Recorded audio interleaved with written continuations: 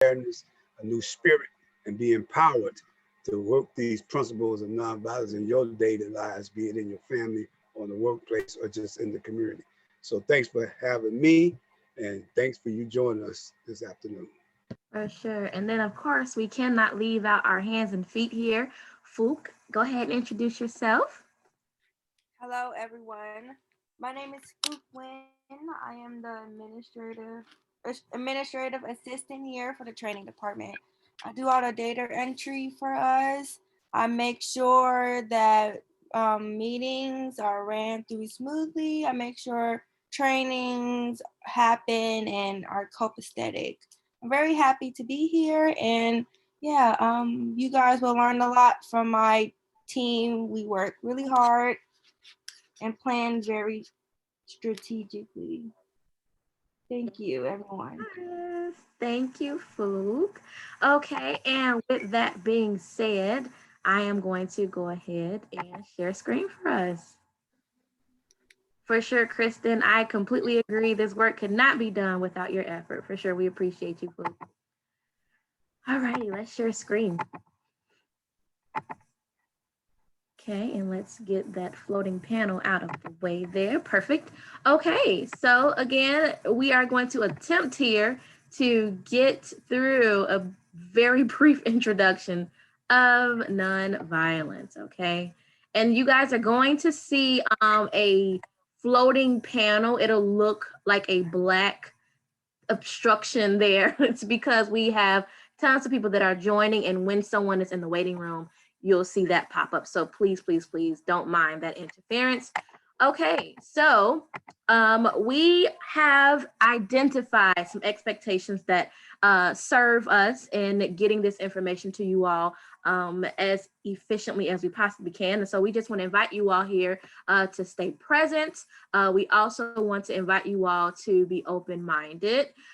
We are certainly going to have a courageous conversation, and in that, at times, you will experience a certain set of skill, a certain set of emotions that may cause you to feel a little uncomfortable. Lean into that. We welcome that. It's really, really good, because on the other side of that discomfort, guys, you'll just be surprised of just the beauty and the wealth of knowledge and information that comes from the other side of that discomfort. So lean into that. Also, please write down your questions and wait until prompted to ask them. Expect technical difficulties. And please be patient with us as we work through to resolve them. If at any point you are unable to hear one of the facilitators, please use that raise hand function to alert us of the malfunction. And we, again, will work through quickly to resolve it, okay? So I want us to do a really quick sentence stem, okay? It's a little icebreaker. And on the next slide here, there's going to be a series of sentence stems that I would like to invite you to complete, okay? Now, roll with us. We will certainly drive home the point of this icebreaker, but I'm gonna go ahead and take us to the next slide here. And I simply want just a few volunteers to come off mute and simply complete the sentence stem starting at the top, okay? So I'm gonna read it, and then those whom are comfortable, go ahead and come off mute and read that top sentence stem and complete it, okay? I will model. When I am pulled over for no reason, I feel anxiety. When I am pulled over for no reason, I feel anxiety, okay? So can I get someone else to come off mute? Go ahead and complete that sentence stem. When I am pulled over for no reason, I get annoyed. Okay, awesome. Thanks for that, Irma. Can I get one other person? That top sentence, please complete it. When I get pulled over, I get so irritated. Okay, thanks for that, Linda. You know what? I think we have time for one more. Go ahead and read and complete that top sentence stem. When I am pulled over for no reason, I get worried. Okay, thanks, Elias. Thank you. All right, let's go to that next one. When I am denied a promotion or a job opportunity, I go ahead and come off mute and complete that sentence stem. I know I got to step my game up and do what I got to do. Okay, thanks for sharing, Linda. Anybody else? I wonder why. Thanks for that, Carlos. When I'm denied a promotion or job opportunity, I don't assume it's because of my race. Okay. Oh, that's real good, Carol. Thank you. Thank you. One other person. I'll go. I will make the next appropriate steps. I'll take the Mhm. next appropriate steps. Yeah, that's good. Thanks, Corinne. Okay, let's go to that next one. When I am cut off on the expressway, I. Hello, everybody. This is Christian. When I cut off on the expressway, I kindly give them 5 seconds of space. Awesome. Thanks, Christian. Thank you. Any others? When I'm cut off on the expressway, I resist the urge to shout rude things and remember that guy probably, maybe he's just in a hurry. Maybe he's just having a bad day and just say, you know, it doesn't matter. It's no big deal. Yeah, for sure. For sure. Good to see you there, Jack. Anybody else? I worry about the safety of others Thanks. out of fear. For sure. Thanks for that.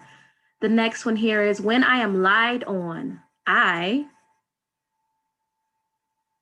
Get pissed off. Thanks, Joan. For sure. Yeah, this is a safe space. We welcome honesty and transparency. Anyone else? When I am lied on, I attempt to understand what the other person heard. For sure. Thanks for that, Kyron. All right. One other person? I feel the need to do everything that I can to prove that there's a lie. Yeah, for sure, Deja, for sure. When I am lied to, I. What? Hello? Go ahead, Swank. Yeah, when I'm lied on, I try to find out who told that lie. I gather the information, then I confront the individual. With everybody. That's the best way to do it, you know. You try to gather information and confront that individual.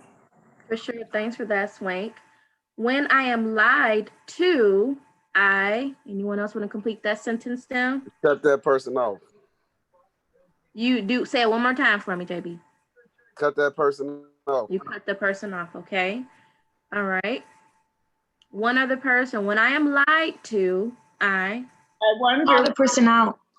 I wonder what caused the other person to lie rather than tell the truth. Thanks for that, Bev. Okay. I call it on them. You call them out for sure. Okay. Now the last. Oh, go ahead. I don't want to cut you off. Go ahead. When I am lied to from someone who has a position of power over me, I become incredibly distrustful and angry. And I feel that hypocrisy. Thanks for that, Kristen. For sure. When I'm asked to work overtime, I say, are you serious? Okay, thanks for that, Christopher. When I'm asked to work overtime, I take the opportunity and run with it. Okay, all right. Thanks for that, Keisha. When I ask to work overtime, I reestablish my work and personal life boundaries. For sure, Christian. One other person, would you like to respond to that sentence, Tim? It's really good, really good. I'll go. I just do it. I'm always working overtime. Oh my God. Yes, ma'am. Conversation for another day. Yes, ma'am. All right, guys. And so the main purpose of this exercise here is to really bring out the feelings that we feel, but more importantly, to normalize them. These feelings that you all are feeling are absolutely normal. When we are in person facilitating a training, we do what is called the fist to power exercise, okay? And this is a completely a simulated experience that creates real emotions. I mean, you get people that feel angry, you get people that it's like they're triggered to feel emotions of betrayal and emotions of anger and emotions of hostility. Because, guys, we cannot get away from these emotions, these feelings, right? We need them. They inform us. And so I want to open our time up together with normalizing feelings of wanting to get someone back.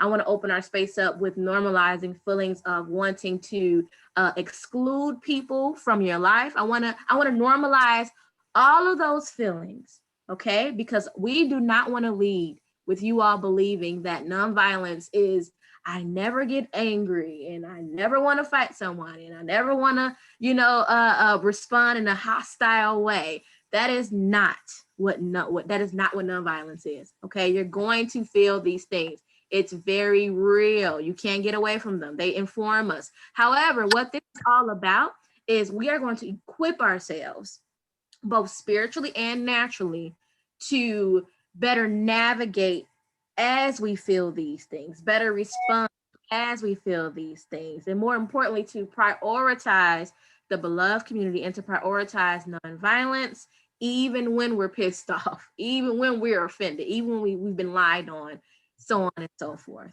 okay? So what is violence?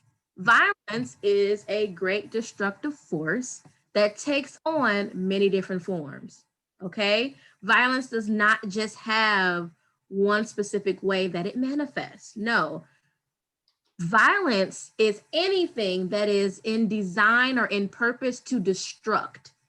It can be a person, it can be property, it can be feelings, it can be a mindset, anything that is in purpose to destruct or destroy or bring harm, it is deemed violence, okay? Examples of violence, poverty, and we're gonna get off into that. Think about it even as I speak now. What about poverty is edifying? Absolutely nothing. Therefore, what does that mean? It's violent. Holding grudges. What about holding a grudge is productive? What does it do? What does it resolve? What does it address, right? Nothing that is sustainable. Temporary pleasure, sure, temporary satisfaction, but what does it do long-term? Absolutely nothing. Therefore, what is it? It's violent, right? Discrimination, low self-esteem. How do you handle not being granted upward mobility in your agencies? How do you handle being failing a test or whatever the case may be, the ending of certain relationships? How do you handle that? And if your response is to think difficult thoughts towards yourself or harmful thoughts towards yourself, that is an act or a form or manifestation of violence. So as we progress through, guys, let's challenge our perceptions on how we view violence. Okay, violence is not just something that is done physically, but it is also something that is done mentally, emotionally, and so on and so forth, okay? And so it is important, guys, that we identify and distinguish between nonviolence and non-dash violence, okay? So let's kind of have a conversation about the difference between the two. Oftentimes, people believe that nonviolence and non-dash violence are used interchangeably. They are not. They have very distinguished differences by nature, even in their definition, okay? So nonviolence is what we preach, what we push. Okay, so nonviolence is a way of life for courageous people. That's that first principle, which we'll get off into a little bit later. Nonviolence is holistic, is both moral and practical. So there is a curving, there's a tending to the spiritual side of us, right? Our emotions, the way that we respond to things. But then there's also a practical side to nonviolence. What do I actually do? What do I tangibly do to carry out this way of living, this way of life, this way of responding? And so nonviolence has it has a value in a belief system. You know, think about it, your lifestyle choices. There are a set of values and belief systems that go into helping you to maintain that lifestyle. Well, it's the same thing with nonviolence, and we'll get off into what that value and that belief system is as we progress through our time together. And it's really important also that we realize that this value and this belief system transcends all facets of our lives. It's not just, in our workplace. It's not just in our relationships, but it's every area of our lives. This value and this belief system is applicable. Okay, so again, we're going to get off into what that value and belief system is a little bit later. Nonviolence is self-governed. This is not something that someone has to tell you to do. Okay, this is not something that you just conveniently do when everybody else is doing it.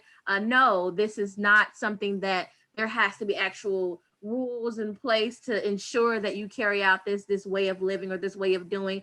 This is self-governed. This is your choice. Even when you're upset, even when you're offended, whatever the case may be, you actually refer to those values and those belief systems to help you maintain, to hold you accountable, to continue to remain committed to that nonviolent way of living. Also, nonviolence is not passive. It is a courageous confrontation of evil. You are dynamically active. Just because I am not using my hands, right, because I'm not physically addressing you, I am intellectually addressing you, okay? And so it's really important that we realize that this is not a whole passive, I just let things go, I don't address things. That is not what this is. As a matter of fact, you give room, you give way when you make a decision to live this nonviolent life and refer to these values and the belief systems to actually achieve reconciliation and repair, okay? And so let's go ahead and continue to progress through here. And so I'm going to kind of open it up to be sure that we understand the difference between nonviolence and non-violence. And so non-violence too, let me also mention here, in short, is no violence allowed. Non-violence is simply no violence allowed. It's simply saying that there is a space that has rules that won't allow me to be violent. It has nothing to do with your nature, has nothing to do with the inequality of a person, but it has everything to do with the fact that someone told you you're not allowed to be violent, and so you weren't violent. The only thing, okay? And so I want to kind of open it up to see if we have any questions. Do we need to have any points of clarity before I go ahead and move to our next? Samantha, go ahead and come off mute.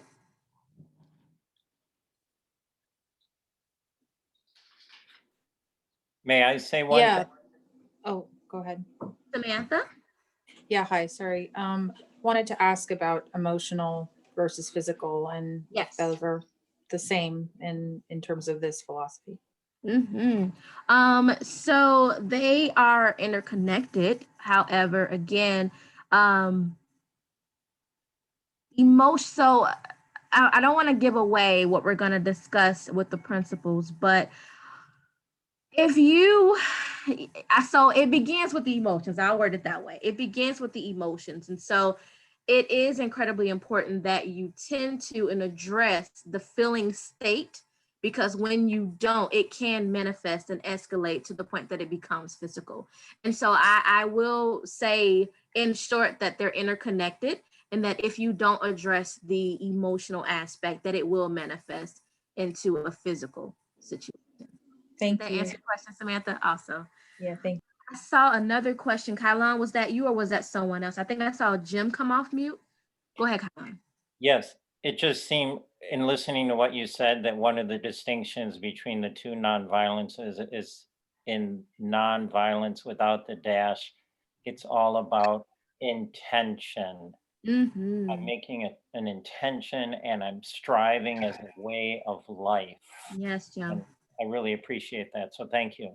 You are absolutely welcome. And Kylon, before you come off mute and ask your question there, Jim, I also want to add that nonviolence, oftentimes, and I kind of open with this, but I want to reiterate here, nonviolence is not that I will not at times fail at not saying something I shouldn't say, not doing something I shouldn't do, but nonviolence is there's a conviction there. So that when I do make that poor choice, there is a course correcting. There is a referring back to my value and my belief system to get me back in line and recommit to that nonviolence. And so I want to also put that out there as well, because I want to be sure we walk away encouraged to do and not feeling like this is something that is not attainable. Okay. Go ahead, Kylon, you have a question for me? Yeah, thank you so much, Ashley. So I think my question is, as I understand non-dash violence, it is sort of the framework or the guideline in which to start a conversation, right? Like I can't start the conversation if we're actively in exchanging violence. And so I just wonder how the two non-dash violence and non-violence as practices might work together? Oh, for sure. You know what, Kylon, I'm gonna actually go out on a limb here and say, you know, they can't work together, because non-dash violence says that the only reason why I'm not firing off on you, or why I'm not attacking you, is because there's rules that's stopping me. Whereas non-violence without the dash says that I have something going on the inside of me that just won't let me go. It's like a barrier. There's something that stops us. Why? Because that value and that belief system that is guiding us. Now, I don't want to say playing devil's advocate here, but I will say on the flip side, Kylon, because that was a very interesting question, that when we look at non-dash violence, there's rules that stop us, right? But when you look at non-violence, there's still also rules that stop us. But it's not really rules. It's more so, you know, values and belief systems are different from rules, because values, there's an investment, right?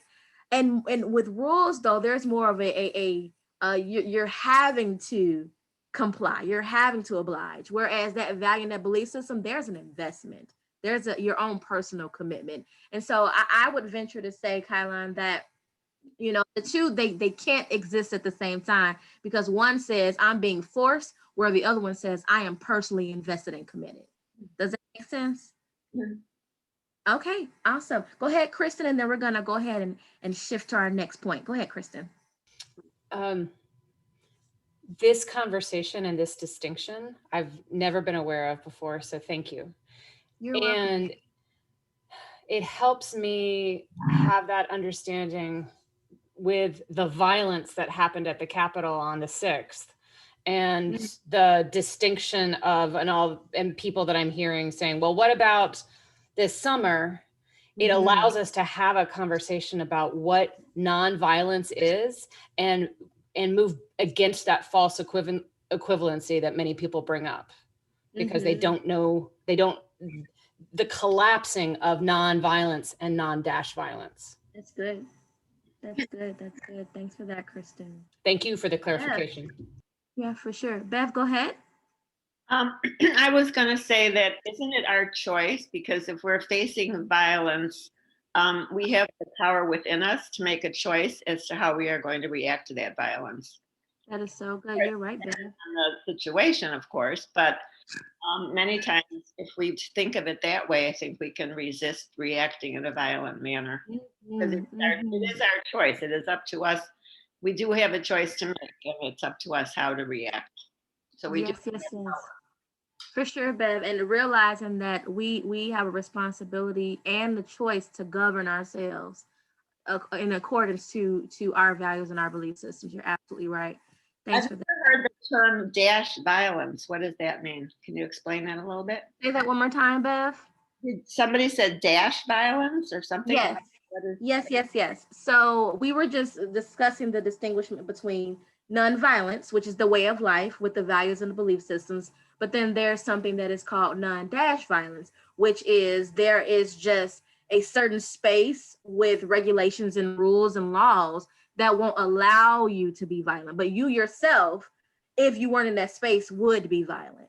So there's a governing space that's stopping you from being violent. Whereas the non-violence that is your own personal choice. Like you just said, we choose to govern ourselves to not be violent. Yep. Thank you. You're welcome. Okay, so I am going to go ahead. Oh, Dion, you have your hand. We got to hear from Dion, guys.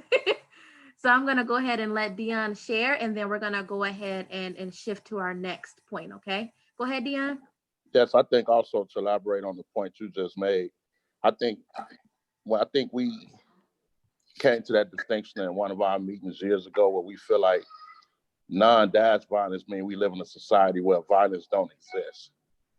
And I think non-violence is when you're constantly practicing being non-violent.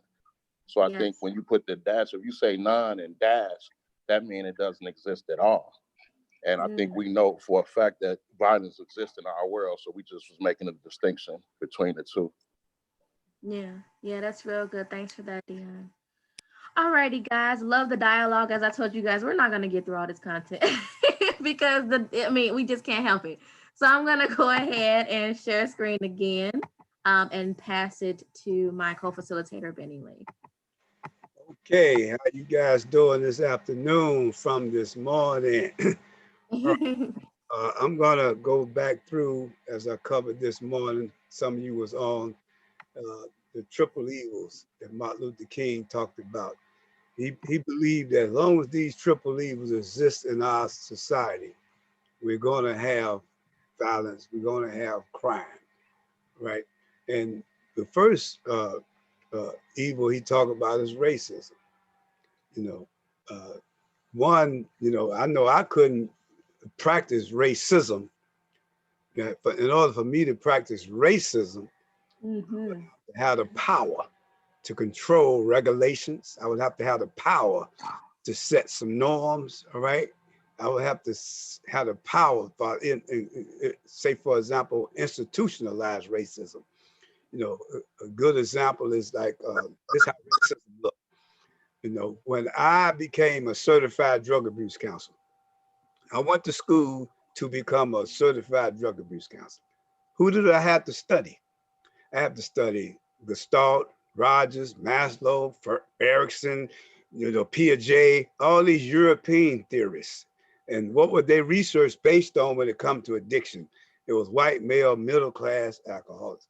But how was that preparing me to be a drug counselor to an African American or Hispanic that has this problem? Now, if I was on that test during that process to quote Dr. Naeem Akbar's theory on addiction, or Dr. Wade Nobles, or Dr. Amos Wilson, all these Black psychologists, or Black theorists, I'll get a failing grade. So someone has the power to determine what we should learn and what we shouldn't learn, what's acceptable and what's not acceptable. That's just one sign of racism. And these are kind of things that Martin Luther King talked about, is because people want to be heard, they want to feel included, want to be respected as who they are as a person, right? Because my life is a sum total of my actions, right? When I decide, okay, I'm gonna turn my life over to God, like some of us do, right? When I say I'm turning my life over to God, I'm turning my actions over to God. When I'm turning my will over to God, what I'm saying, I'm telling my will is my thinking. I'm turning my way of thinking over to God, right? So when I look at racism and I look at barriers that set up where people had the power to say, for guys like me that's been to prison, and I got convictions, right? But now I've served my time, completed parole, 36 years done went by, but still someone has the power to set policies to say, we're not gonna hire a convicted felon. We're not going to allow a convicted felon to become licensed physicians or licensed attorneys, right? Or there's some regulation boards set up to set criteria to exclude us. Someone has the power to do that. So someone is being discriminative toward that group, right? To say we're going to set up a curriculum or policies or some norms to favor my race, but I'm gonna set up a system to exclude other races. That's practicing racism. Racism is when one race execute their ability to influence their environment for the benefit of their race. And then that other race lack the power to challenge that or to overthrow that, right?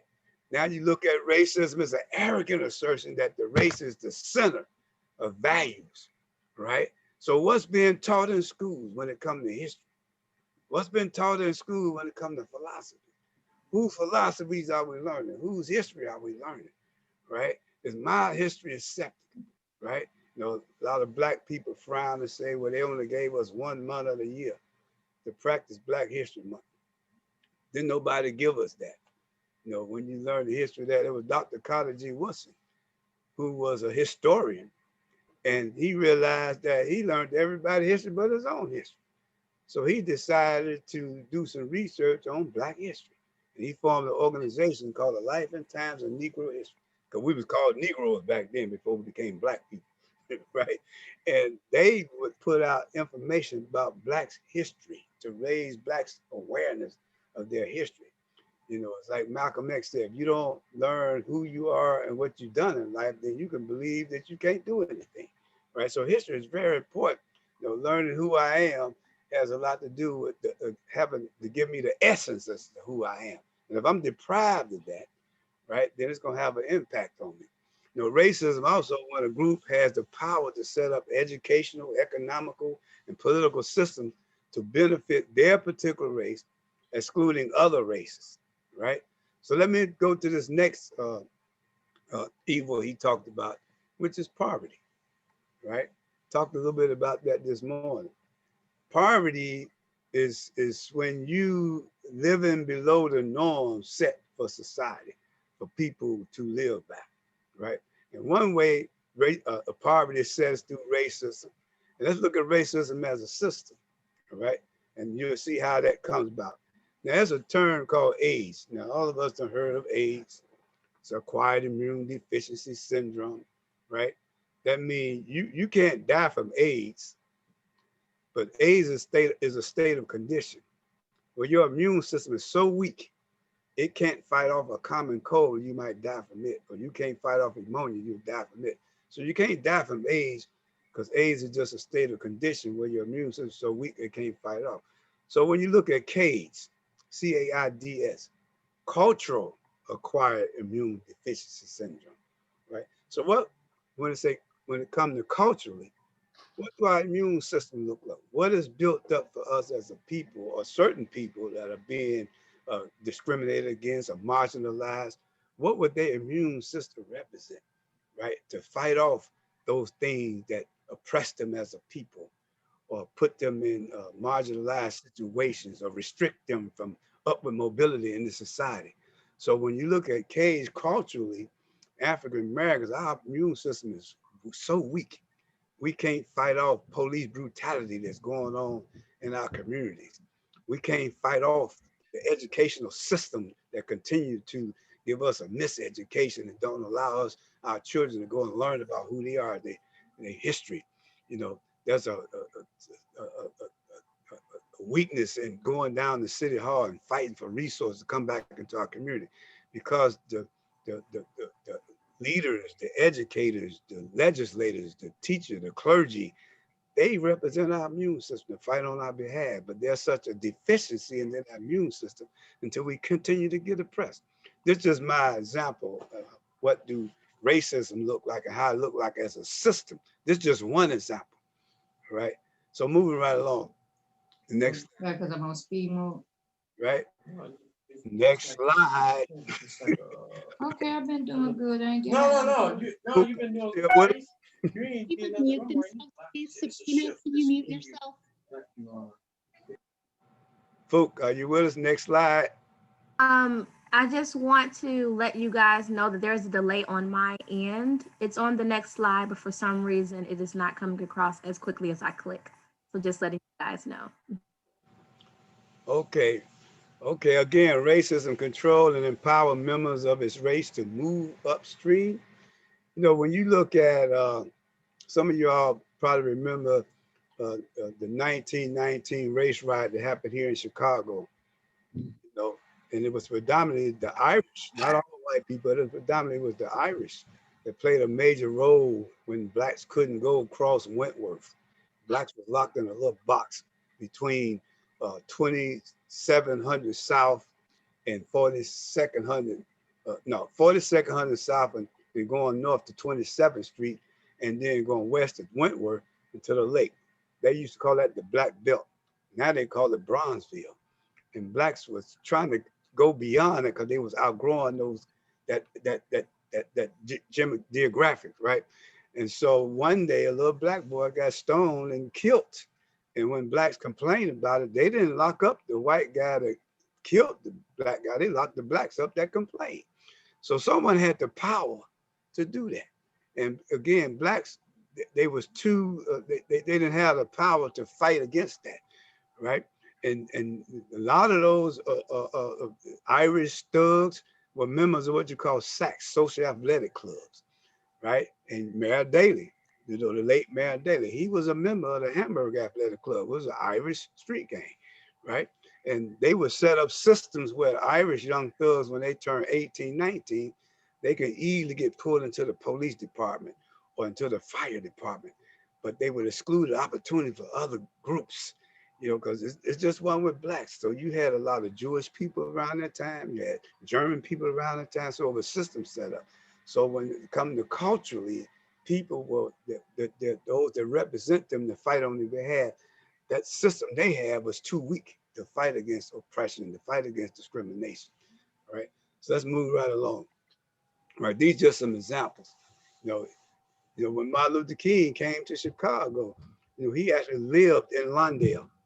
He lived right on the corner of 16th and Hamlin, right? And Mayor Daley didn't want him here. Mayor Daley said that Martin Luther King was a troublemaker, right? And so all the black ministers, predominantly on the South Side, would not allow Martin Luther King to even come and speak at their churches because he had access to the masses, right? And so what happened?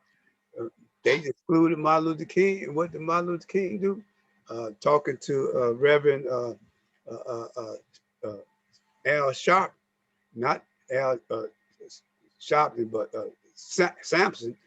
He was Martin Luther King's outreach worker, so they had to go to the street gangs, the street organizations. They the one marched and demonstrated with Martin Luther King.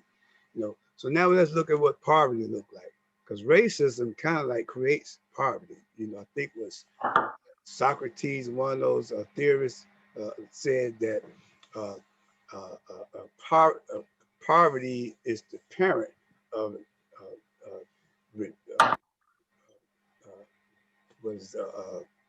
revolution and crime, right? Because long as poverty exists, you're gonna have crime. People can't have access to proper education.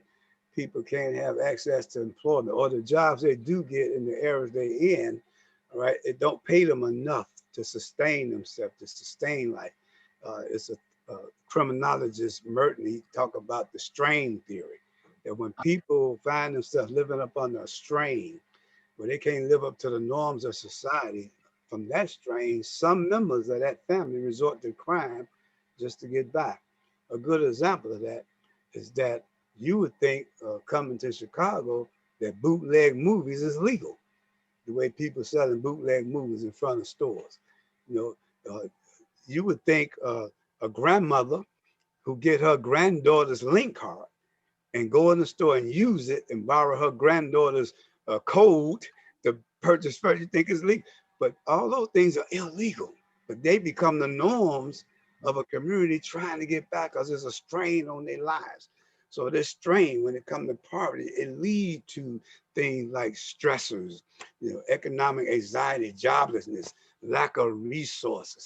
You know, then people get to using alcohol and drugs to cope with their condition, to cope with their situations, right? And then they learn that this can take away and ease pain, you know. And so poverty is another evil that Martin Luther King talked about. And when we look at some of the root causes of poverty, you know, like things, you know, for a person that's poor, you know, $2 to pay $2 for a loaf of bread is a lot of money for a poor person, you know, or the price of meat, or the price of certain things in the grocery store. That costs a lot of money for a poor person. They can't afford that.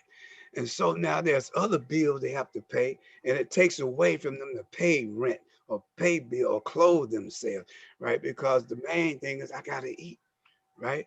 Now look at lack of good jobs, the job growth, right? According to the Economic Policy Institute, large groups of workers with full-time year-round employment are still below federal poverty guidelines, right? This research shows this.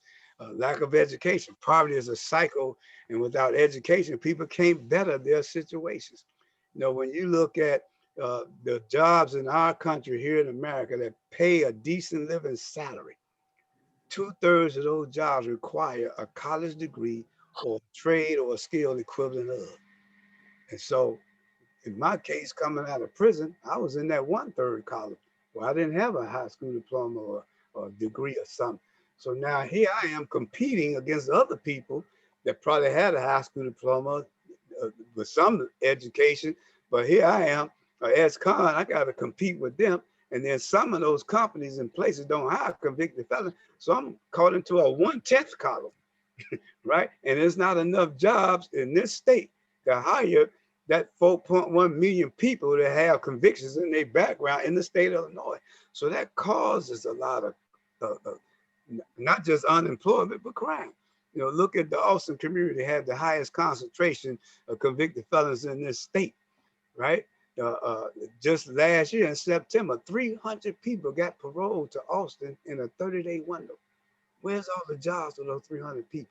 Where's all the housing opportunities? Another thing, to look at lack of government support. Many governments are either unable or unwilling to serve the poor. This might mean failing to provide social welfare programs, redirecting funds away from those who need it, right? Especially women coming out of prison. Do you know when women come out of prison, they cannot even apply for public aid for their children? They can't apply for Section 8. They can't apply for subsidized housing. And this woman really needs those services coming out of prison, right? Let's look at social injustice. People who are victims of social injustice struggle with getting a good education, the right job opportunities, and access to resources that can lift them out of poverty, right? The United Nations Social Policy and Development Division identifies inequalities in income distribution and access to productive resources, basic social services, opportunities, and more as a cause of poverty. These are just some of the things that causes poverty.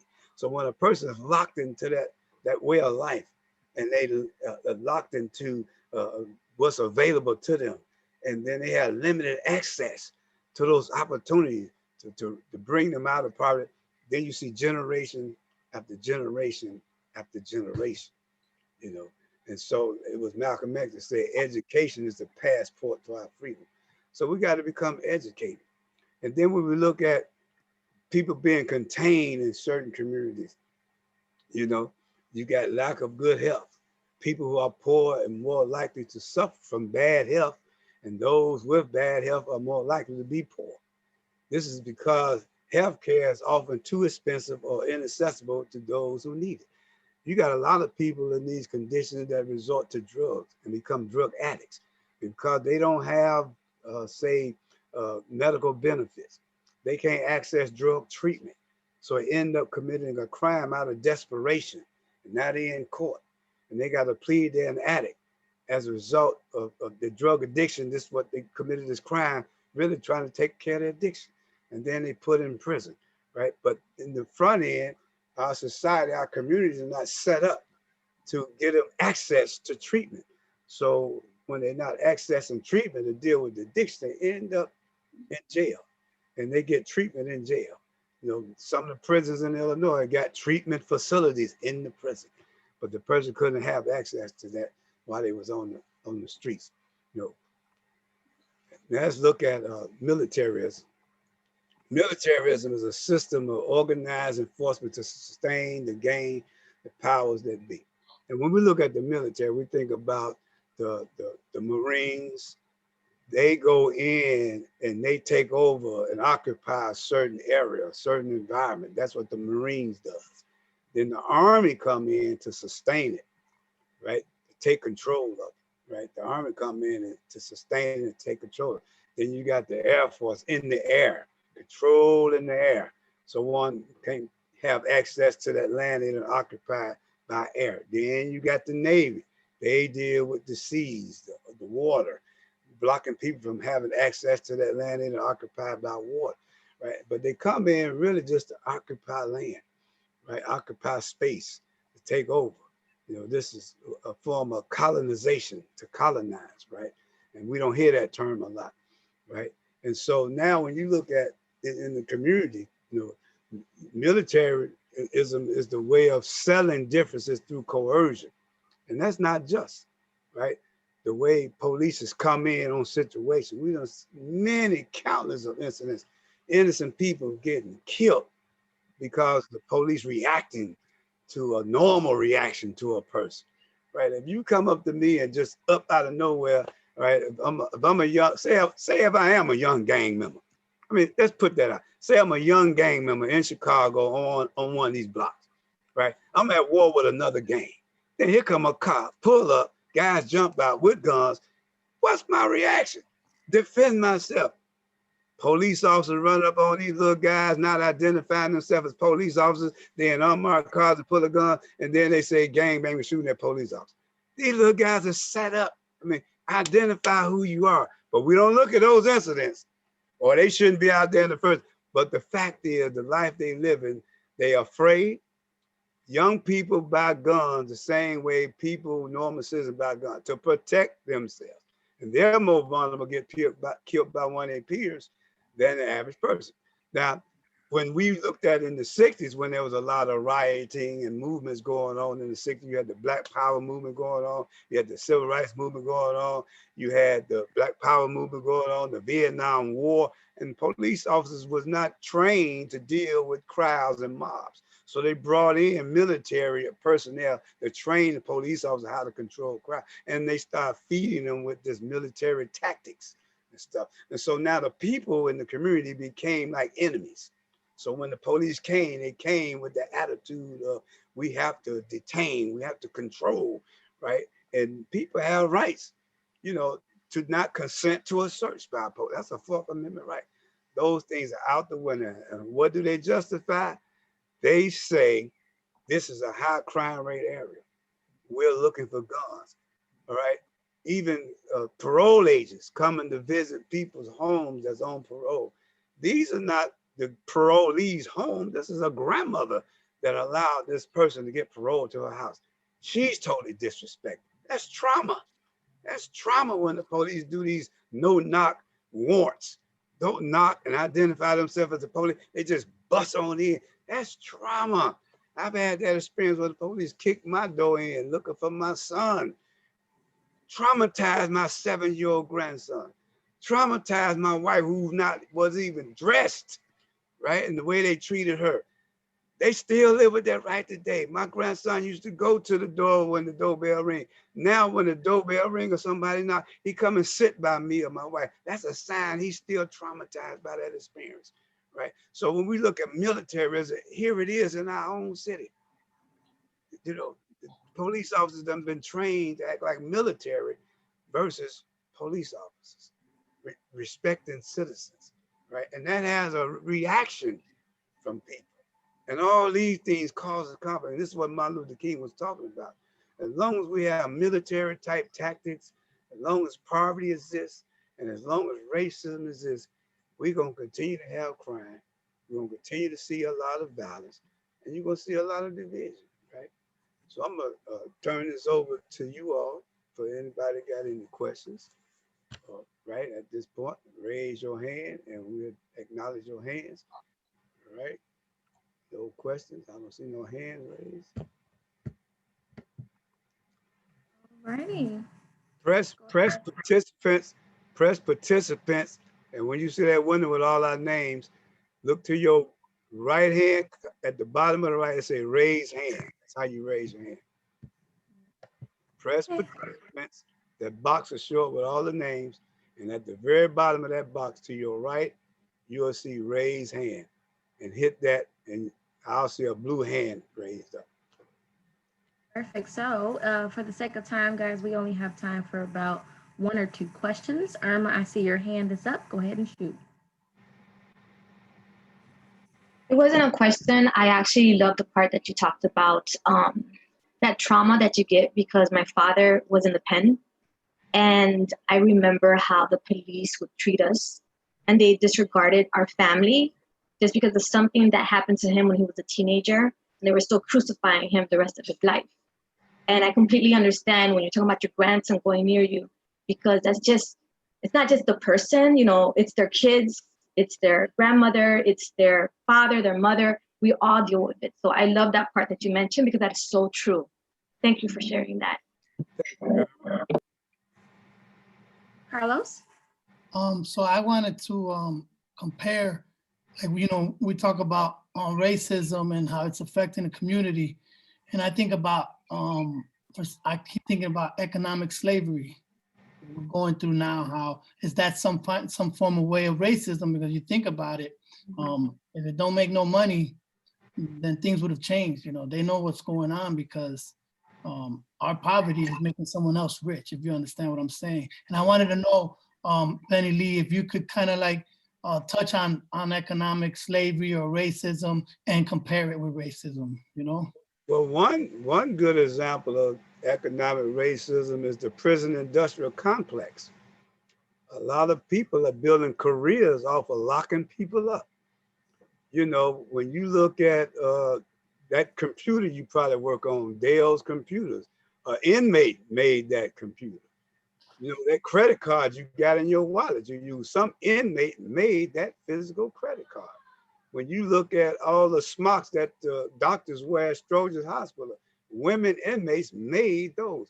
People are profiting off of prisoners' free labor. It's like when slavery ended, they came up with a convict leasing, you know, where people were building railroads back then and brick roads and things. They needed labor.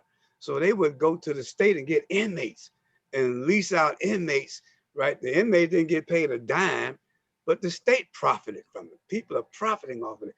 Today, they call convict leasing community service, right? You commit a crime and you can't pay the fine or the fees, then they have you do community service, working on the side of the highway, picking up weeds and all that kind of stuff. So there's a lot of people profiting on that, you know, and this is what they call the prison industrial complex. That's just one example, man. But one thing I would like to encourage Black people, when you hear racism, you don't categorize all white people, right? Because go back in history.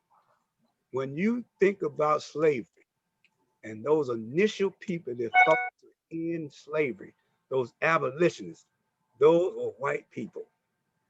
Those farmers, those were white farmers that made up the Underground Railroad, that made it possible for Harriet Tubman and those abolitionists to go back into slavery, bring slaves from other, those was white families putting their lives on the line for Blacks to make that voyage from the South up here. You know, the abolitionists over in London, in different countries, was fighting to end slavery. It was William Garrison, a white abolitionist, that first put Frederick Douglass on the platform and said, man, you've been in slavery. Your voice is more valuable than mine, right? So when you hear about racism, you know, and I used to say all white folks was racist. I used to think all white folks was educated until I went to penitentiary. I seen some dumb white boys down in the penitentiary, couldn't even read or write. I had to help them with the homework, all that kind of stuff, right? And that's when I got exposed to, you know, you got some poor, uneducated, and who in prison? Poor and uneducated people. That's all Blacks ain't in prison. It's the poor and uneducated. All Hispanics ain't in prison. It's the poor and uneducated. And you go into prison, you see some poor and uneducated white guys, and now they are target too, because a lot of them going in the federal system just for having a gram of methamphetamine, and they getting life in prison for methamphetamine. He's talking about poor white people, right? So I just want to throw that out there. So when you're talking about racism, you're talking about some group that got the power to set up a system that will marginalize or disenfranchise a group, and it ain't always Black and white. So I just thought I'd add that too. For sure. Okay, so I see that there are a few questions, guys, and we still have quite a bit of content to get through, but I do want to acknowledge a question that is in the chat here, and then we're going to go ahead and shift to the next point of our time. So the question is, let me go back up because something else just came in here. It is nonviolence inherently abolitionist? Feel free to go ahead and respond. You know, you look at the women's rights movement. Those women that started that movement were first abolitionists. They joined that movement of abolitionists. But then they realized they fighting for the freedom to abolish slavery. But then they, as women, didn't have certain rights because they couldn't vote at that time. They even had a law called a rule of thumb, that a man can beat his wife with a stick as long as it was the width of a thumb. Right? So that's where that women's movement started.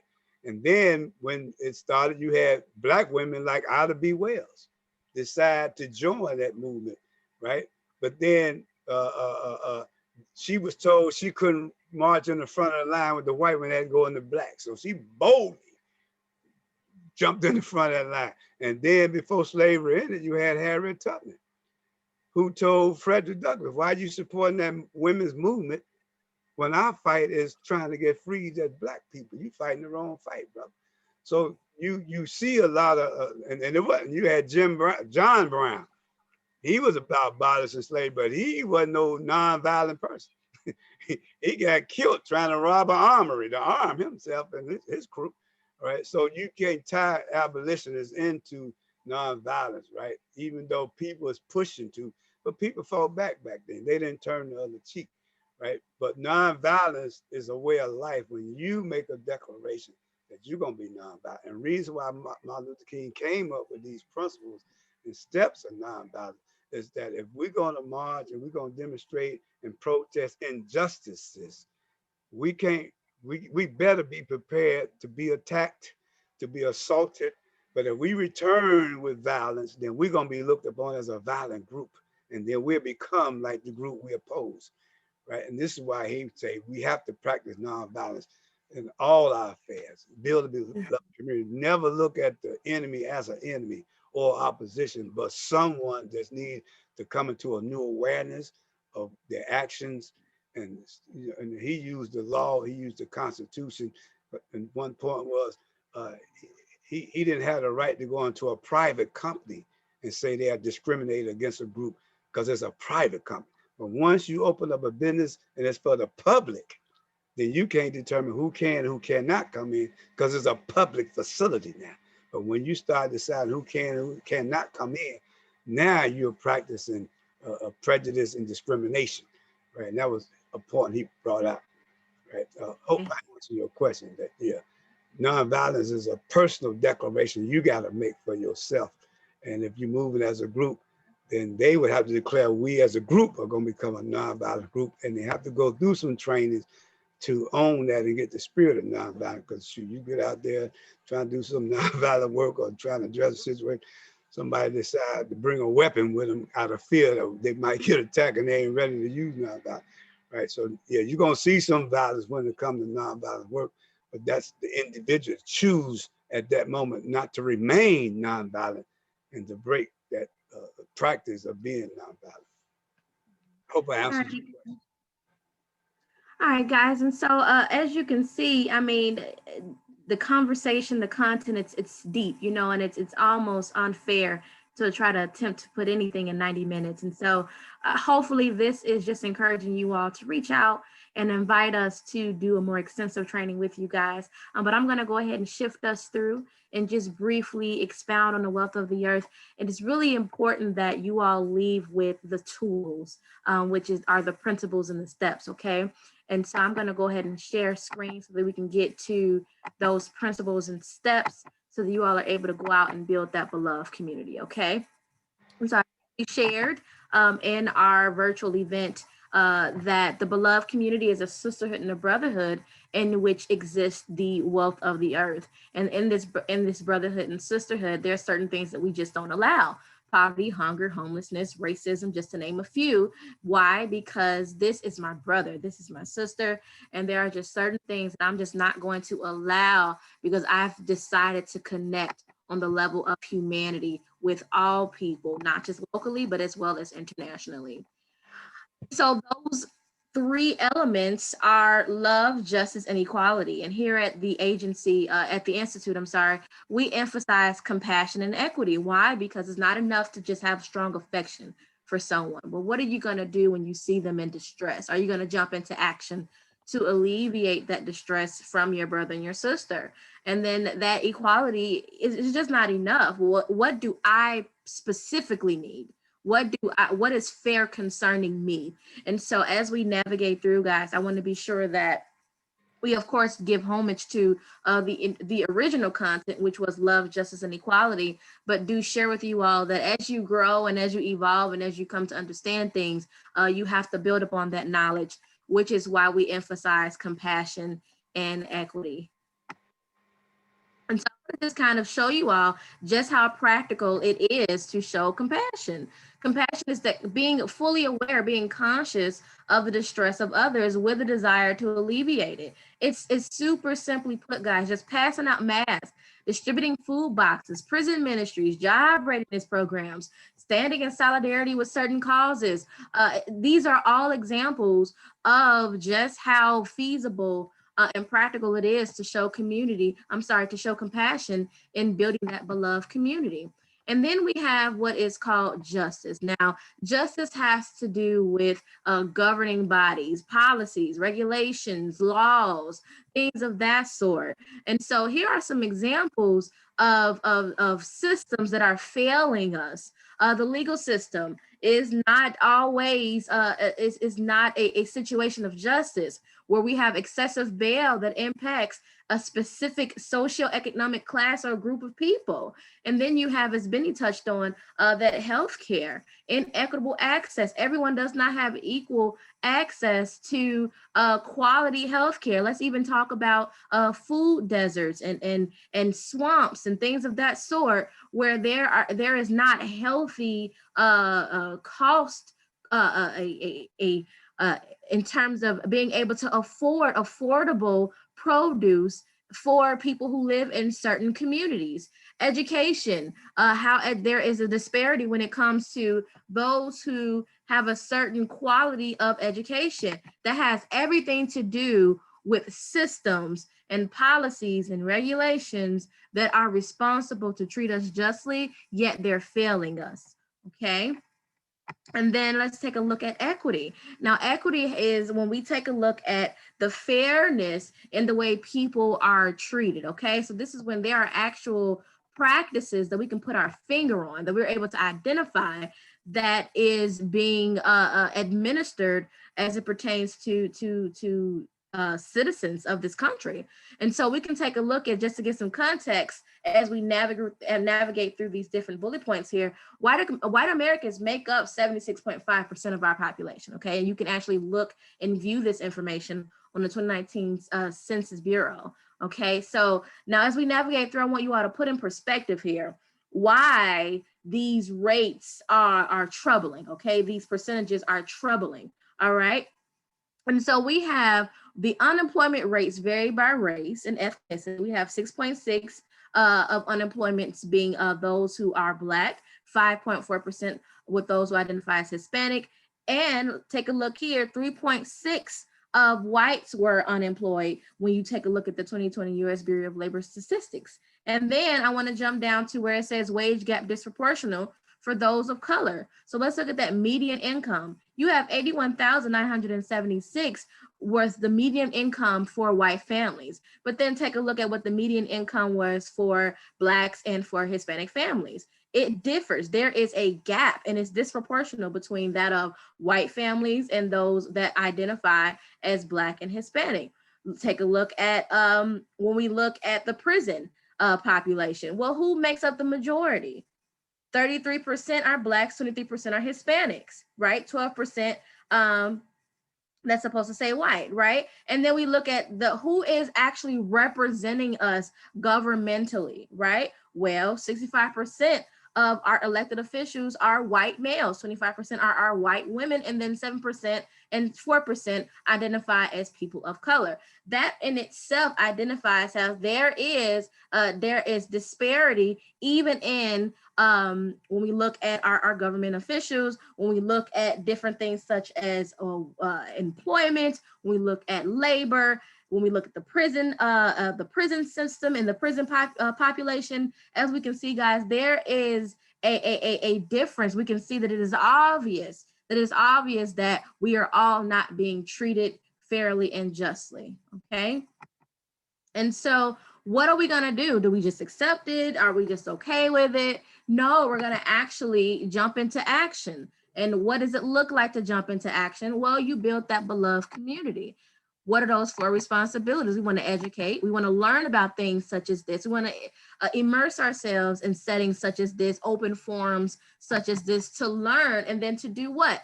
Just keep it in our pretty brains and our pretty minds and just feel good about the knowledge that we've just acquired. No, we want to now apply it. You want to apply the information that you just learned. You want to respond to the information that you just learned. You want to do something about the information that you just learned. Well, what does it look like to do something about it? Well, there's consoling and then there's celebrating. Now, what does that consoling look like?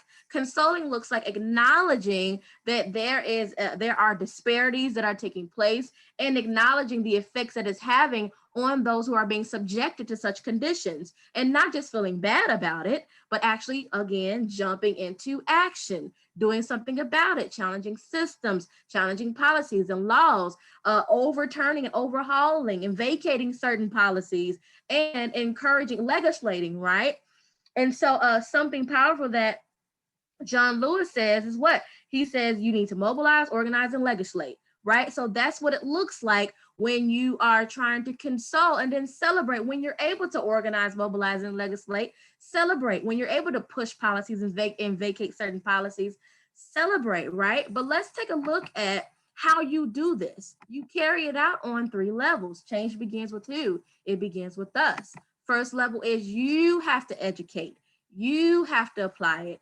You have to position yourself to console yourself, right? In response to this, you're going to grieve. The more you learn, the more you understand, the more aware you become, you're going to grieve. But then you're also going to be able to celebrate yourself for jumping into action, for acquiring this information, for doing what you have to do to build that beloved community. And then once you're able to do it, who are you going to inspire and encourage and be able to affect change?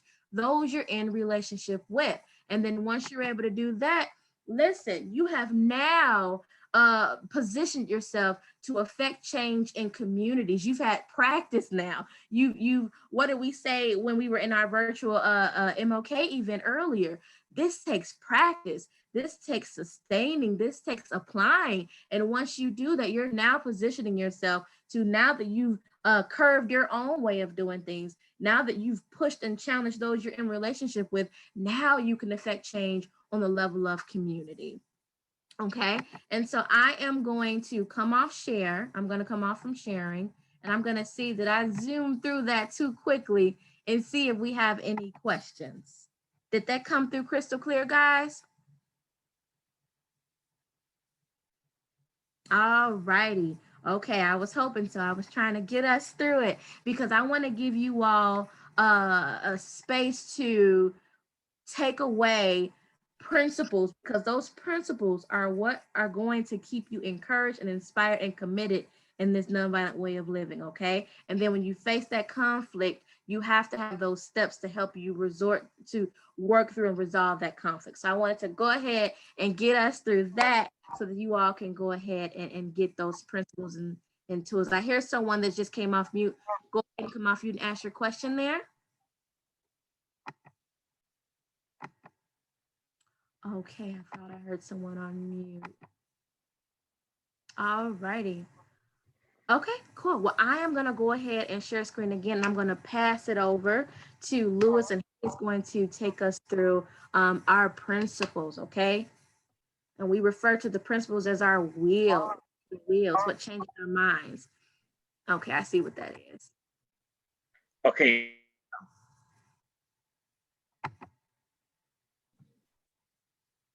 Thank you, Ashley. So welcome, everybody. I'm Luis Salcedo again. So in the spirit of Martin Luther King, I just want to ask a little trivia question. Did anybody think that Martin Luther King was meek? Was he the type to turn the other cheek? Because you know he was only 5'8". A little trivia for y'all. So for the first principle that he applied, right? The nonviolence is a way of life for courageous people, not cowards. So what he actually did, not only him, but everybody that protested with him, actually did trainings themselves, right? Trainings as to where there was people that will try to agitate them, provoke them, spit on them, or they spat on them. They took all this training, right? To say, you know what? We're gonna confront this. We got to expect this, to get arrested, to get beaten, right? That's not what I look at as somebody that's a coward, right? I took real guts to stand up to the people, confront the issue, and still try to bring it across, where other people would say, you know what? You hit me, I'm hitting you back, period. There's no discussion, right? But I think what he tried to do is that we'll see later on with the other principles is that he was looking at the bigger cause, right? What is it that we're trying to do? Yes, I'm nonviolent, but why am I nonviolent, right? I have a bigger picture, right? My mission is to confront the injustice. I can't confront the injustice with another injustice, right? And I think this is also part of building the beloved community. So that will take us to step 2. Um, Build the beloved community everywhere you go, right? Um, just like Benny was talking about how he went to Chicago and they're like, nah, we're gonna build a wall against you, right? We ain't gonna let you try to come and dictate anything in Chicago because Chicago has its own politics. They run their own business, don't care who comes. And I think it still applies today, right? So some of that comes where Mayor Daley said, what is it that you need? Instead of you saying, you know what, Martin Luther King said, you know what, this is the ghetto. We need to clean it up. He sent 20 trucks, garbage trucks, cleaned up this whole area around him so he won't have nothing to complain, right? So every resistance that Mayor Daley could put up, he did. But yet he still won friendships. He still gathered the people around. Um, they were in the ghettos, they were low income. They said, you know what? I'm building a beloved community right here, right? In the middle, where nobody else wants to help me, I'm going to extend my hand out to other people. So this also applies, like I was saying earlier. This could also apply not just everywhere you go, but at home, right? Among your friends, um, your job, right? If you go to church, if you go to school, like a friendly gesture right now, maybe you can't see it, right? But waving, or if we don't have the mask on, like now, it's a simple smile could work, right? This gonna help us build that beloved community.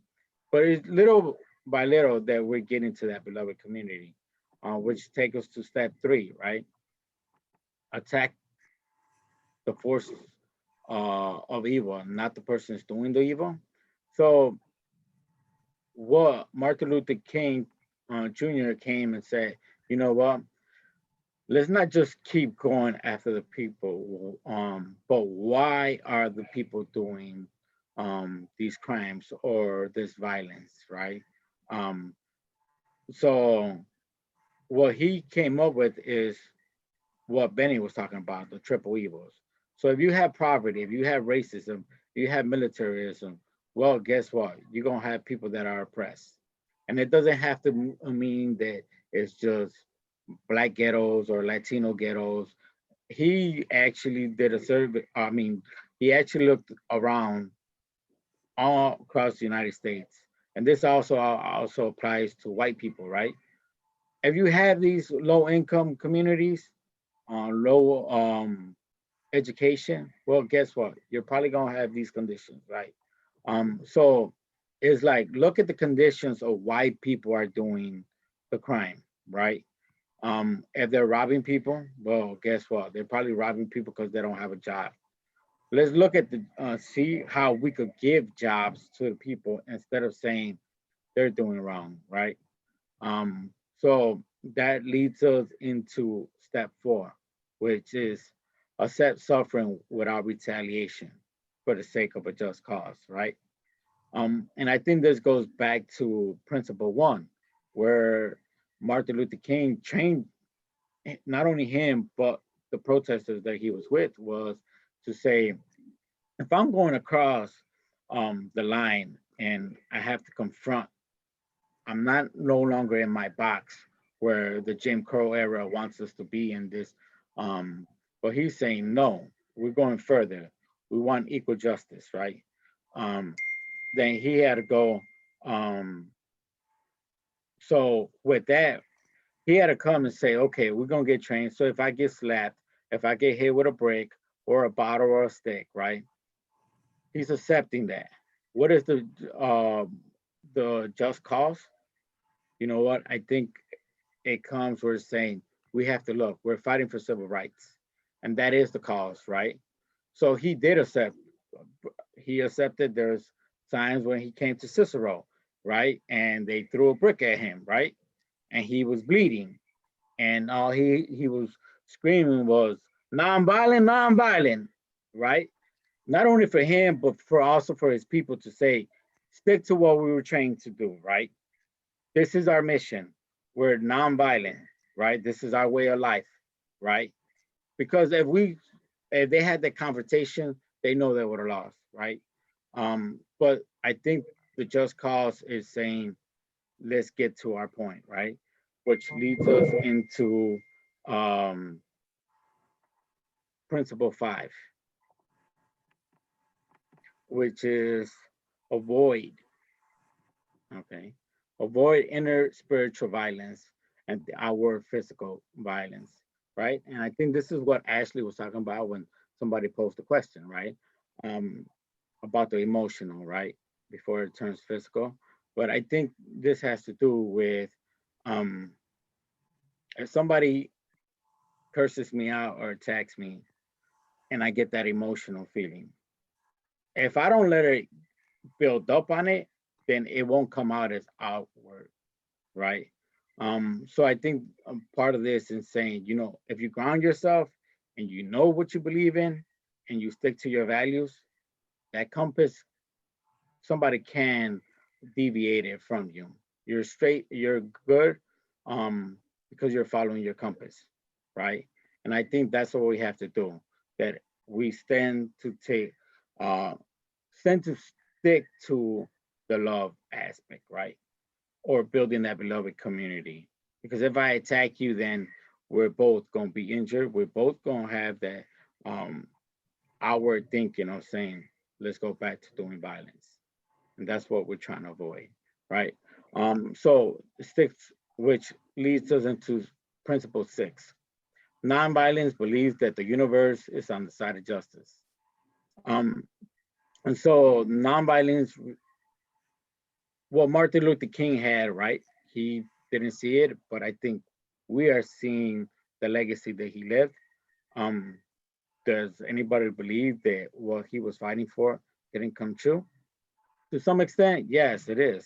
But I think we're also carrying that torch on now to say, you know what, we're fighting for these injustices. Are we doing justice reform, prison reform? We're doing that battle now, right? In the present moment.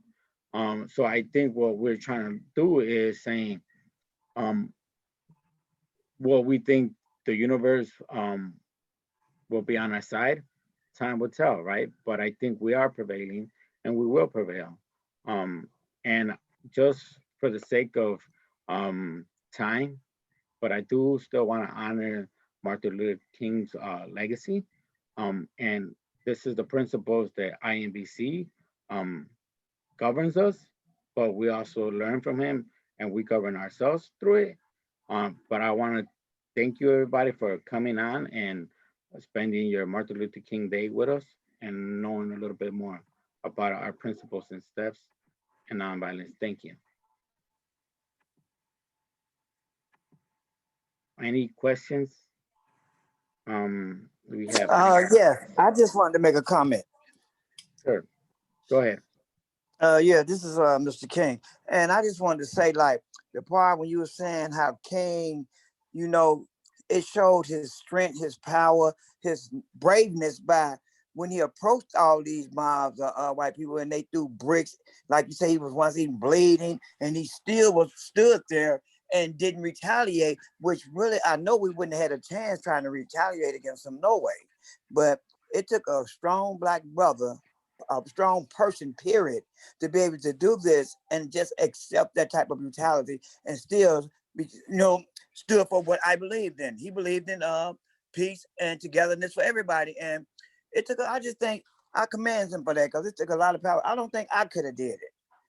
But yeah, I really appreciate that part about him. Thank you for sharing. Anybody else has any questions, comments, concerns? Okay, I don't see any. So I'm going to pass it on to Kristen. I just saw your hand. Did I see your hand, Kristen? Okay. It's actually super fast. Wondering if we could see the slides for steps 3 and 4 again, because I got step 3, but I didn't get step 4. And maybe you're sharing slides. The principle, Kristen, you're talking about yeah, sure. I'll pull it up there for you. Thank you. Okay.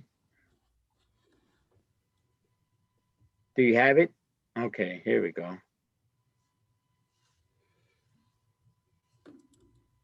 Here's 3 and 4 for you, Kristen. Thank you. You're welcome. Let me know and we can go to the next slide. Anybody else has any other questions? If not, I'll be turning this over to Benny Lee and he could go over the steps with y'all. Thank you very much. Thank you. Benny? Okay, I'm in a crunch situation because we ran out of time and I'm supposed to go over these 6 steps of nonviolence. So what I do is share a story with you to incorporate how we incorporated the 6 steps. You know, I got a call from a young guy. He was one of the leaders of a branch of the Four Corner Hustle. They call themselves the Alley Boys. They right behind MacArthur's on Madison. Some of y'all probably know that place. And they got the name Alley Boy because they sold drugs out the alley. But they are a sub branch of the Four Corner Hustles. The guy that founded them, he got a little older and had children, and he didn't appreciate how them guys that became violent and they was at war, and he wanted to do something to stop it. So he sought me. I didn't know him, but he sought me out, I guess, through my reputation, and asked, could I do something to bring about, to resolve the conflict between them and the mafia vice lords, right? I said, I'll see what I could do. So I brought brothers to the table that I knew they got some influence on both sides, right? And so we set this meeting up to bring them face to face. Our first step was to get the facts together. What is the conflict about? Get them to share with each other. So we had to do some conflict resolution, facilitation, to get them to hear each other, where does it come from, right? And so they agreed that they would refrain from it because their main objective was to get some money. So my position, well, how can y'all get some money when you shoot one of them, the police gonna be on you and they gonna be retaliating? You ain't gonna be able to get the money on both sides. So they agree, okay, for that sake, we'll slow it down. And so one of the guys said, well, you need to get them Jack boys in here too. They the allies of the Alley Boys, all right? And so they got the Jack boys in there, right? Then the Jack boys came to the table, they dialogue, and we kept the process on them because this is their issue. And it's bringing all these facts, right? And so one of the Jack, well, you need to get them L Block boys in there too. So we ended up, to make a long story short, with 9 cliques in the Austin area that was really causing these little gang wars, these little cliques and stuff. And so we took them through one, raising their awareness on what's all involved and how they're losing, right? And then, you know, the facts were brought out from them, right? Because this was not our conflict, it was not our issue, it was among them. So they brought all the facts, they was able to clear up some things, hear from each other, establish what are the facts and all. So now where do we go from here? So now we're doing some education with those facts. That's step 2, to educate them, to bring a new awareness so they can see it a little different, right? Then we move to somewhere around the 4th or 5th meeting. Can they be committed to follow this through, to sustain? Because the first meeting, we expect them to come with guns strapped up, didn't trust each other, security cars and all that kind of stuff. And somewhere around that 3rd meeting, they wasn't coming with their guns no more. After the meeting, they was asking each other for cigarette, into some dialogue, right? And so now we're at a point where they had made a commitment, they're gonna follow this through, right? And so what happened, they had a case of a guy got killed on the mafia set. So now everybody's suspicious now. They going back to their own corners, right? And one of them little L Block boys had the sense to say, hey man, we need to call a committee meeting. And they came to the table and they realized it wasn't one of them that did the shooting. It comes out, it was a guy from off California, a little traveler, called a guy off the low end and killed him, right? And so it was showing that as they continue to communicate with each other, it would prevent further violence. So now they had to do some negotiating with some of the young guys that was in the neighborhood doing the Facebook and all that stuff, dissing different sets. And they brought them little guys in and said, man, y'all are Facebook gangsters. We out here for real. And what y'all doing can cause a war among us. Now, y'all need to shut that down. So they negotiated the deal that no more dissing each other on Facebook and all that. right? So we didn't really have to go to step 5, which is to take direct action. But what came out of that, we would go in the county jail every Thursday and do a nonviolence training for the guys in the sheriff's alternative to violence program. And so when we go in there, me and Dion and Maine, we would go in there every Thursday. And them guys heard about the table we had set up on the outside. Now these are their homeboys that they talking to over the phones. So they heard about it, right? So when we came in, they approached me and Dion and Maine, said, hey man, what's up with that table y'all got over there? Right, so we explained to what we was trying to do. And one guy that was on the streets that did not want to come to the table was causing havoc, called a case, end up in the jail. The whole jail wanted to hit him, right? And so one guy, one of the little jack boys, Kevo, said, no, leave him alone. And they brought him over there where they was at on the nonviolence tier. When we came in, we were there to meet that brother to raise his awareness of what was going on, right? And so now they set the same table up inside the jail to cut down the violence among themselves in the jail. So these are some examples on how we use these steps to do the work we do. And that same guy that was causing all the havoc, when he left the jail, come back to Austin, and he played a major role with the outreach workers to calm down some of that stuff that he started before he went to jail. So this work is real. And we got a way of approaching them guys, because initially they thought where Martin Luther King was passive and all that. But when we explained to them the courage it takes to just to have the courage to tell one of your homeboys, look, man, I'm on parole. You can't get in my car with a gun. You need to move around. It takes courage to do that. Or to know you're living in a building with children on the 3rd floor and somebody on the 1st floor is starting to sell drugs and is endangering your kids and you, especially you, because you're on parole and the police might raid the tip because the neighbors next door might call, right? You got to have the courage to confront them people. So they start seeing that it's going to take courage for them to start addressing their own peers and set these boundaries. But at the same time, some steps they can use. Get your facts first, and then you start educating all this, and then be committed to sustain what you're trying to do, right? And then do some negotiation with how should this work. We call it rules of engagement. If you got an issue with a brother, don't shoot that house up, because chances are that's his grandmother's house or his mama's house. That ain't his house. So don't do it there. Right? But at the same time, trust that somebody among you got a relationship with the opposition, and y'all can negotiate something. There's always room to sit down and work through some stuff. So that's a quick version of the 6 steps. Hope you caught it. The first step is get your facts together, the information. Second step is to educate, raise awareness.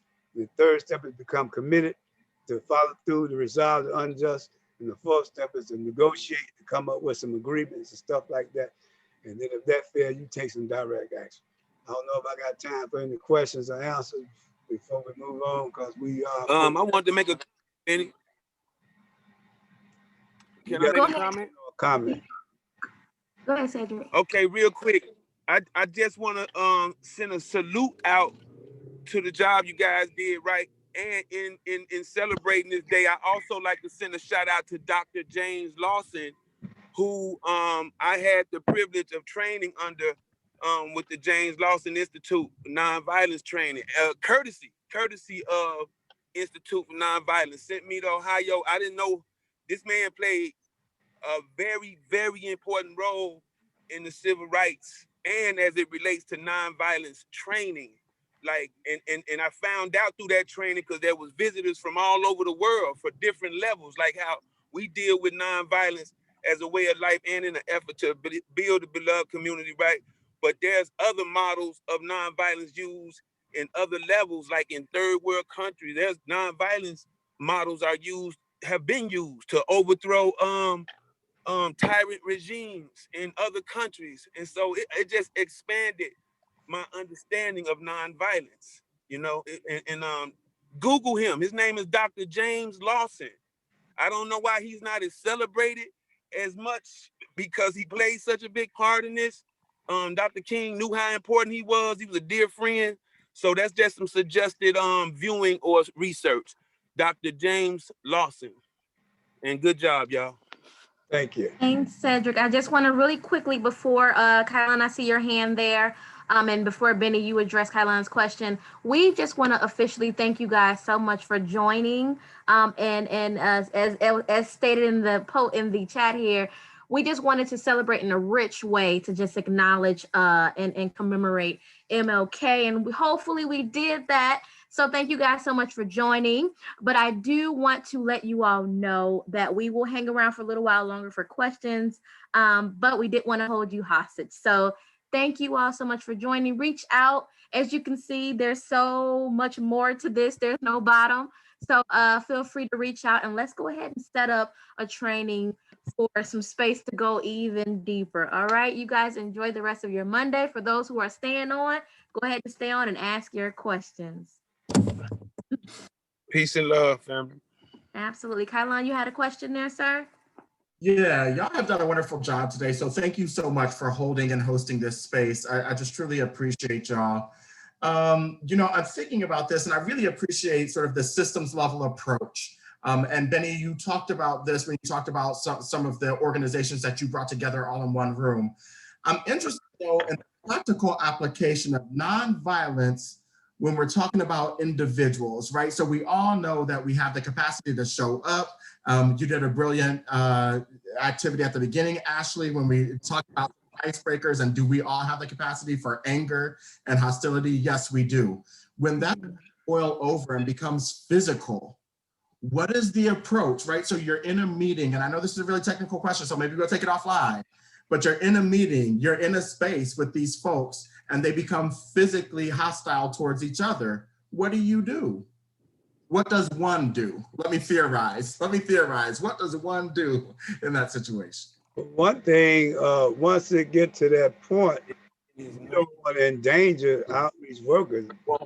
It's time to step away, because you can get hurt yourself. Say if a person swung on me, right? If a person swung on me, I'm gonna block the swing. He swing again, I'm gonna duck the swing.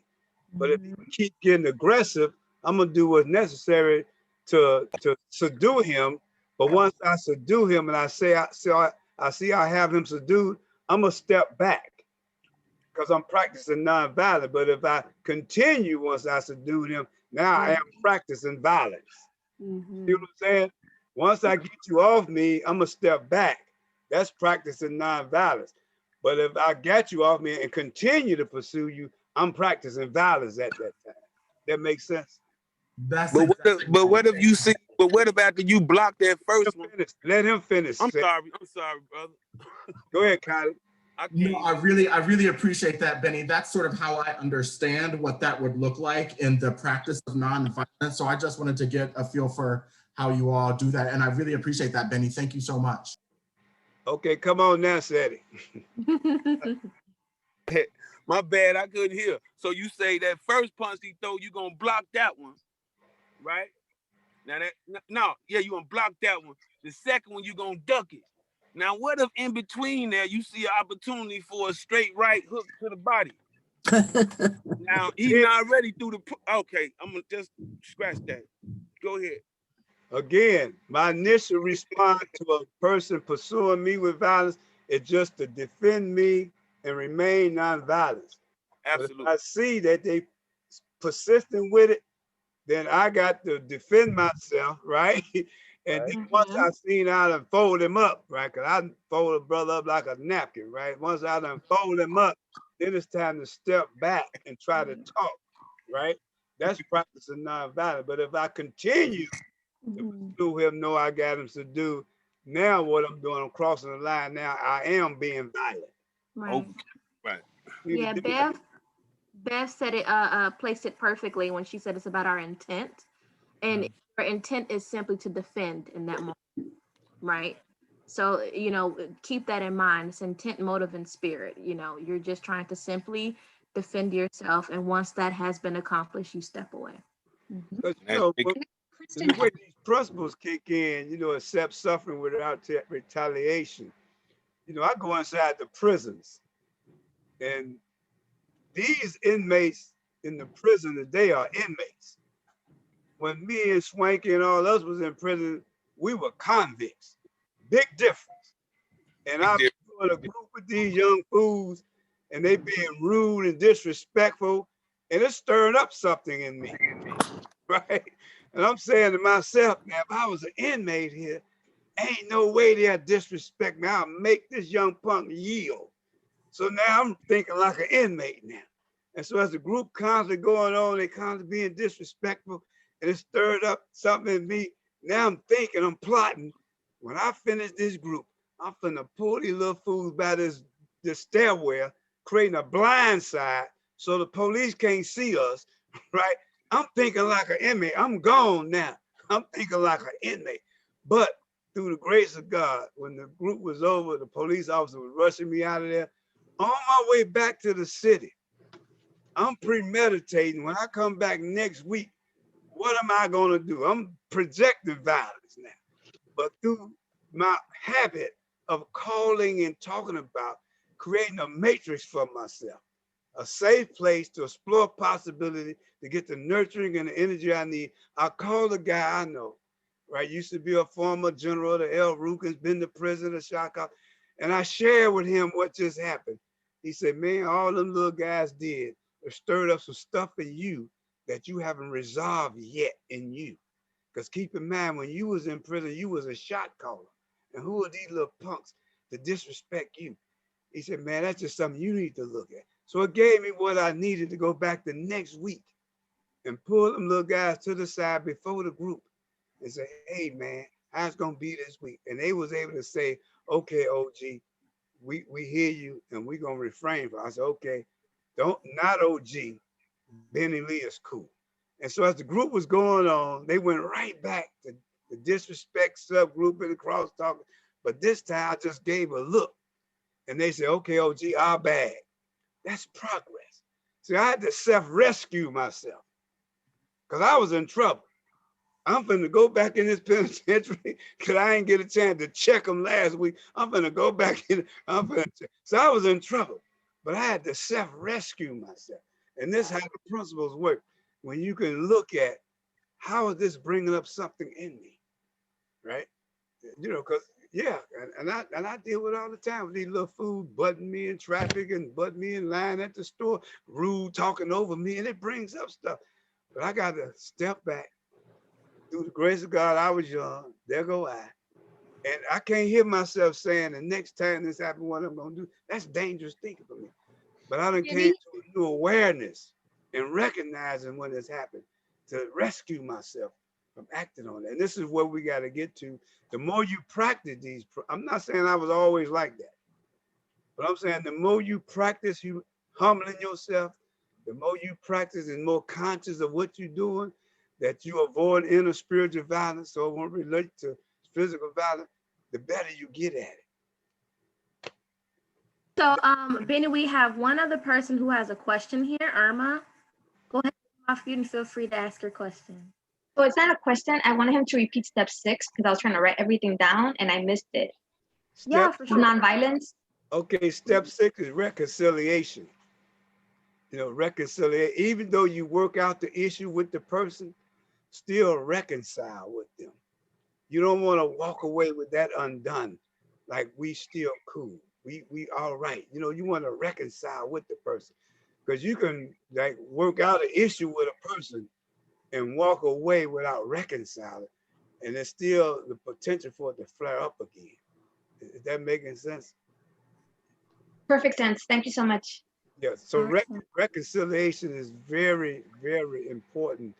You know, I had a situation where my nephew had went in my parents' home and got a gun while they was on vacation and was showing it off to his peers. And when he realized he needed to get the gun back in the house, and they was fighting over it, and the gun went off and killed his best buddy. Oh, wow. The little guy, my family looked at him like our nephew. His family looked at my nephew like their nephew. That's how close the family. But he accidentally killed his best buddy. So now he's scared, running around worried. My older nephews called me. So I went to the west side in the office community, brought him to my house on the east side over here, right?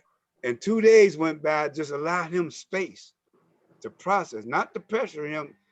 And then I said, well, now the police is looking for you because they know it's an accident and they just want to talk to you. But the longer you put it off, it may turn into a want. And when it become a want, they're gonna kick my door in, your grandmother's door in, your auntie's door, looking for you. So he said, okay, fine. So I called the First Defense Legal Aid to meet us at the police station. These are lawyers that represent you while you're in police custody, right? Well, to make a long story short, even though the family knew it was an accident, some members of that same block got with that family and said, you know, you can sue them. So this caused division on the block, saying you can sue that family, right? And the family, knowing it was an accident, listened to them and pursued to sue my family. So now it's tension on this block because these people been living on this block for 20, 30 years. They got a block club. My mother happened to be the president. My father did a lot for people. So this is tension. So now there's a no talk room, people running around with all this stuff going on, but nobody's talking about it. But we was able to call a meeting to those that showed up and start showing the tension, that the conflict from this incident that was an accident and how it got us reacting to each other. And that brought that family to the point where they withdrew their suit, came back and apologized to my family. And even those that encouraged them to sue, now they living in shame, but still, hey, come to the meeting, you still part of this block. You know, that's the kind of healing that needs to happen that we don't see a lot. And so now they still got the block club going. A lot of new people that came in, but it's incidents like that. And that's not a unique incident that happened throughout the city, right? But it's incidents like that that we have to move our people to. That's beloved community building the beloved community, having the courage to at least talk, bring people together. And this is a real experience that happened with my family, right? And so even though my nephew, he ended up going to jail, not for the actual murder, but he ended up getting 6 months in boot camp because he didn't supposed to have that gun, right? He ended up getting boot camp, right? And so now people was able to work through that, and he's able to come on that block and don't feel like he's being gonna be approached by the family. So the family realized, yeah, but that had to happen. You know, so I just thought I'd share that example on how build a beloved community wherever you go. Because I could have easily said, man, let me shut this family down right quick. You know, let me show them who they really mess with, run them off the block. You know, but no, we don't do that. You know, we got to build a beloved community wherever we go. And I had some guys in my head, man, F them, man, just say the word. And them little guys on the block, man, they did that to mislead grandma, right? Right? And that's how them little guys felt about my mother. They looked at her like their grandma. Even when my mother died, the community came together and got with the alderman to name the street after my mother, right? And Wow. testified at that little ceremony. And one little guy said, man, when I come down this block, I automatically turn my music down because I could hear grandma coming out, telling my boy, cut that music down. And them little guys said, yeah, man, I do that too. So they still reference my mother, even though she passed. Oh, wow. That's beautiful. I would love for you to be a guest speaker for an organization that I belong to.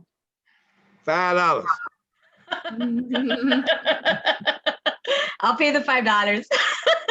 Go to figure, Irma. He charges everyone $5. I put my number in the chat. You can look up. Yes. My number's in the chat. Call me. Let me know. Yeah. Go ahead and throw that in the chat for me, Benny. I'm gonna have to go ahead and close us out because we have been here for the longest. But I really appreciate and find dialogue to be rich. Okay, Joan, I see you. You have a question, so you are gonna be our last question in this space. Go ahead and come off mute. Actually, I teach on the west side at high school. And when we do come back to school someday, Benny, if you would honor us with coming to talk to our homies or help us figure out how to get these young guys to approach their challenges in a less violent way. I would be honored. So your number is going to be on the check. Is it all right if I call you or have the dean from the school call you? Yeah, but let me say this. Part of our training team, we do go in schools. All right. And what we do is go into school, and those students that you want to learn about nonviolence methods, we train them to be nonviolence trainers so they in turn can train their peers. Bless you. Oh my It ain't God. just me, I got a team I'm part of. Okay. Thank you. All righty, guys. Well, again, thank you all so much. We were supposed to end at 2, which is why we relieved those who had to go. But again, we really appreciate and value dialogue here at IMVC. So we wanted to stay on a little bit longer for those who also share the same sentiment. But with that being said, guys, we're going to go ahead and officially close out. Thank you all so much for joining, and we hope to be in touch soon, continuing nonviolence training, equipping you all to build the beloved community everywhere you go. So you all enjoy the rest of your day and be safe. Thank you so much.